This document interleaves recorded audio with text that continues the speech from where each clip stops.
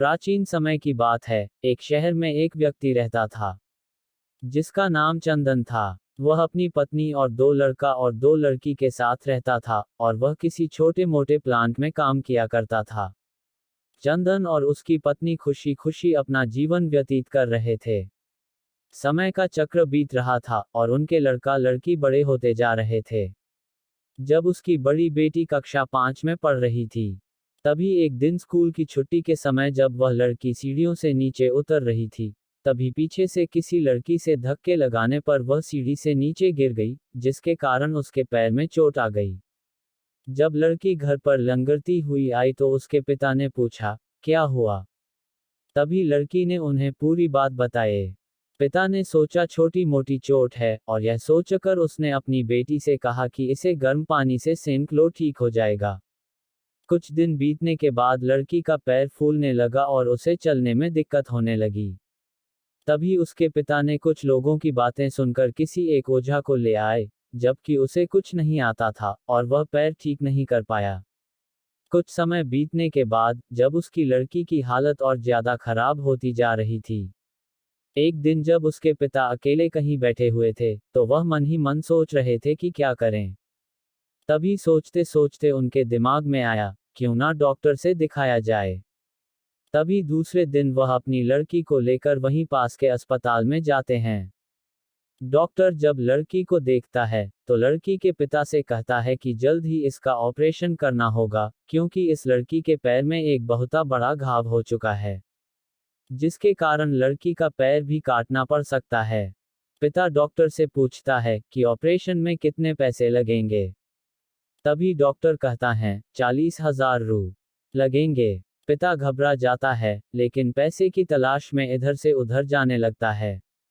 इधर उधर भाग दौड़ करने के बाद पैसे की व्यवस्था कर लेता है और लड़की का ऑपरेशन हो जाता है।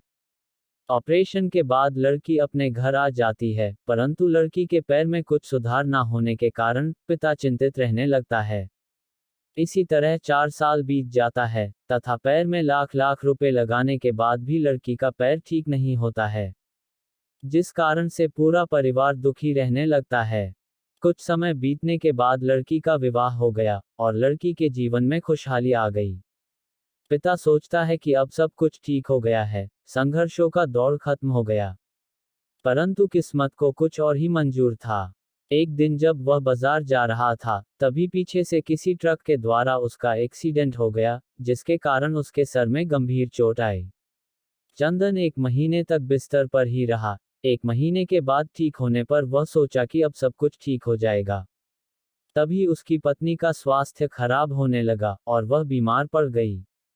यहाँ वहाँ छोटे डॉक्टरों को दिखाने के बाद तबीयत और बिगड़ गई, जिसके कारण उन्हें वाराणसी के BHU अस्पताल में ले जाना पड़ा।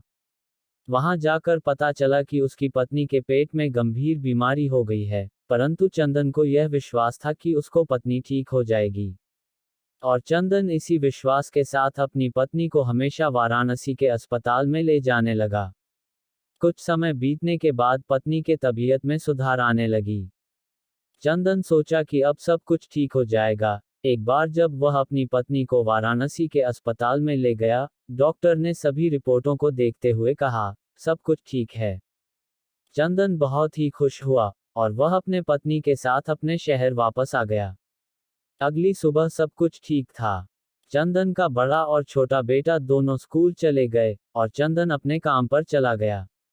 बड़ा बेटा स्कूल में सोच रहा था कि चलकर माँ से कुछ बातें करेंगे, तभी 11 बजे उसका मित्र आता है और कहता है कि चलो तुम्हारी माँ की तबीयत खराब हो गई है।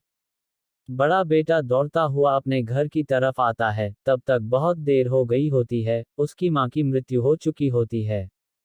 बेटा माँ को देखते ही फूट फूट कर रोने लगता है और वह अपनी माँ का अंतिम संस्कार करता है। 1 साल तक पूरा परिवार दुखी ही रहता है। कुछ समय बीतने के बाद दुखों के बादल छट जाते हैं और चंदन अपने लड़का और लड़की के साथ सुखमय जीवन बिताने लगता है। आज उसका परिवार खुश खुशी जीवन जी रहा है।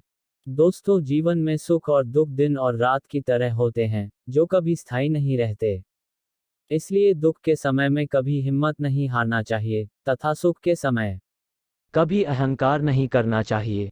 इसलिए कहा गया है, जीवन का दूसरा नाम संघर्ष है। आप सभी को जीवन में संघर्ष की कहानी, लाइफ स्ट्रगल स्टोरी कैसी लगी, कृपया कमेंट करके बताएं और अपने दोस्तों के साथ व्हाट्सएप, फेसबुक पर नीचे दिए गए बटनों के द्वारा आसानी से शेयर करें, और साथ में चैनल को सब्सक्राइब बटन को दबाकर सब्सक्राइब करके बेल आइकॉन भी दबा देना। धन्यवाद।